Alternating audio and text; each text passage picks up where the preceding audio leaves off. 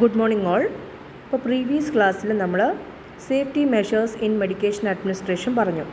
അപ്പോൾ നമുക്ക് ഈ ക്ലാസ്സിൽ സ്റ്റാൻഡേർഡ്സ് നോക്കാം. അതായത് റൈറ്റ് ക്ലയൻറ്റ് എന്ന് വെച്ചാൽ നമ്മൾ മരുന്ന് കൊടുക്കുന്ന സമയത്ത് റൈറ്റ് ക്ലയൻറ്റിനാണ് കൊടുത്തത് എന്ന് നമ്മൾ ഉറപ്പ് വരുത്തേണ്ടത് വളരെ അത്യാവശ്യമാണ്. അതായത് ഒരുപോലെ പേരുള്ള സിമിലർ ലാസ്റ്റ് നെയിംസ് ഉള്ള ഒരുപാട് പേര് കാണും.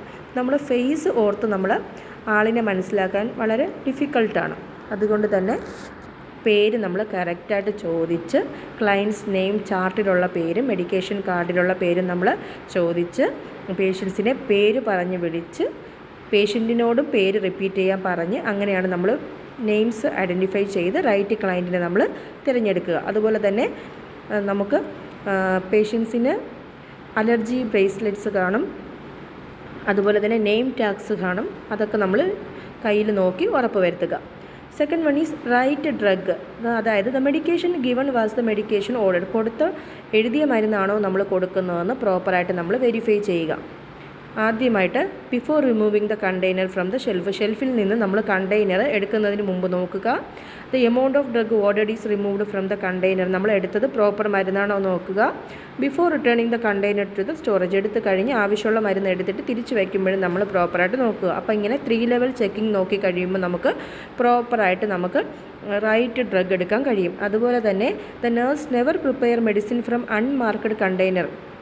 മാർക്ക് ചെയ്തിട്ടില്ലാത്ത ഒരു കണ്ടെയ്നറിൽ നിന്ന് നമ്മൾ മരുന്നെടുത്ത് കൊടുക്കാൻ പാടില്ല. ഇല്ലെജിബിൾ ലേബിൾസ്, നമുക്ക് വായിക്കാൻ കഴിയാത്ത രീതിയിലാണ് എഴുതിയിരിക്കുന്നതെങ്കിൽ നമ്മൾ ഊഹിച്ചൊരിക്കലും ഇതാണ് മരുന്ന് എന്ന് ഊഹിച്ച് നമ്മൾ ഗസ് ചെയ്ത് മരുന്നെടുത്ത് കൊടുക്കാൻ പാടില്ല. Third one is right dose. The nurse should make sure that the dose ordered is appropriate. നമ്മൾ പേഷ്യൻറ്റിന് എഴുതിയ ഡോസ് കറക്റ്റാണെന്ന് നമ്മളും കൂടി എൻഷുർ ചെയ്യുക. അതിനുവേണ്ടി നമ്മൾ ഡോസേജ് കാൽക്കുലേഷൻ പ്രോപ്പറായിട്ട് നമ്മൾ ചെയ്യുക. അതുപോലെ തന്നെ കുഞ്ഞിനാണ് കൊടുക്കുന്നതെങ്കിൽ നമ്മൾ ഏജും വെയ്റ്റും കാൽക്കുലേറ്റ് ചെയ്യുക. ക്ലയൻസിന് അഡൾട്ടിനാണെങ്കിൽ അതുപോലെ തന്നെ. അപ്പോൾ അങ്ങനെയുള്ള കാര്യങ്ങളെല്ലാം നമ്മൾ നോക്കുക. അതുപോലെ തന്നെ ടാബ്ലറ്റ്സ് നമ്മൾ കട്ട് ചെയ്യുന്ന സമയത്ത് ഹാഫായിട്ട് കട്ട് ചെയ്യുക. നൈഫ് അല്ലെങ്കിൽ നമ്മൾ ടിഷ്യൂയിൽ വെച്ച് ഫോൾഡ് ചെയ്ത് ടാബ്ലറ്റ് നമ്മൾ ഫിംഗേഴ്സ് യൂസ് ചെയ്ത് ബ്രേക്ക് ചെയ്യുക. അതുപോലെ തന്നെ തുല്യമല്ലാത്ത രീതിയിൽ നമ്മൾ ടാബ്ലറ്റ് മുറിച്ച് കൊടുക്കാൻ പാടില്ല. Next one is right route. Right route എന്ന് ഉദ്ദേശിക്കുന്നത് ഒരു മരുന്ന് കൊടുക്കുമ്പോൾ IM ആണോ IV ആണോ ഓറലാണോ PC ആണോ ഏതാണോ പ്രോപ്പർ അത് പ്രോപ്പറായിട്ട് നമ്മൾ നോക്കുക.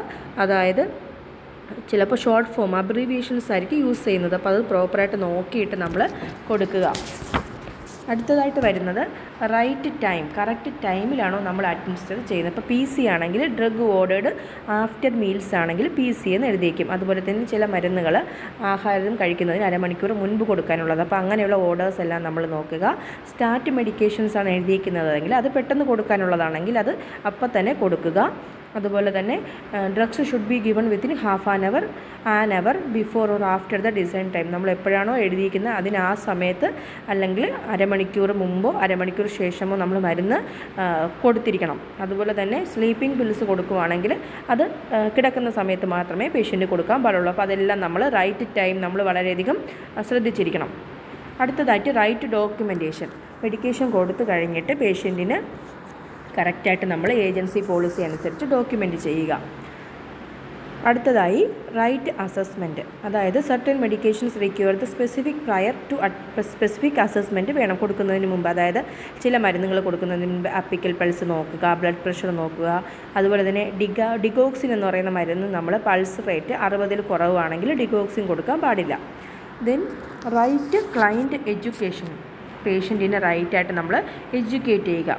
Explain client why the medication is given. നമ്മൾ എന്തുകൊണ്ട് ഈ മരുന്ന് കൊടുക്കുന്നു, അത് എന്തിനാണ് കൊടുക്കുന്നത്, അതിൻ്റെ എഫക്റ്റ് എന്തൊക്കെയാണ്, എന്തൊക്കെ ഉണ്ടാകാൻ ചാൻസ് ഉണ്ട്, ഇതെല്ലാം നമ്മൾ പേഷ്യൻറ്റിനെ പഠിപ്പിക്കുക. Right client education. Then right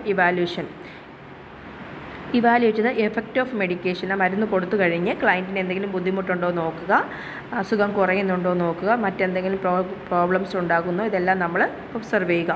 right to refuse the medication. ഇത് പേഷ്യൻറ്റിൻ്റെ റൈറ്റാണ്. അതായത് client has the right to refuse any medication. ക്ലയൻറ്റിന് ഏതൊരു മരുന്നും നിരസിക്കാനുള്ള അവകാശമുണ്ട്.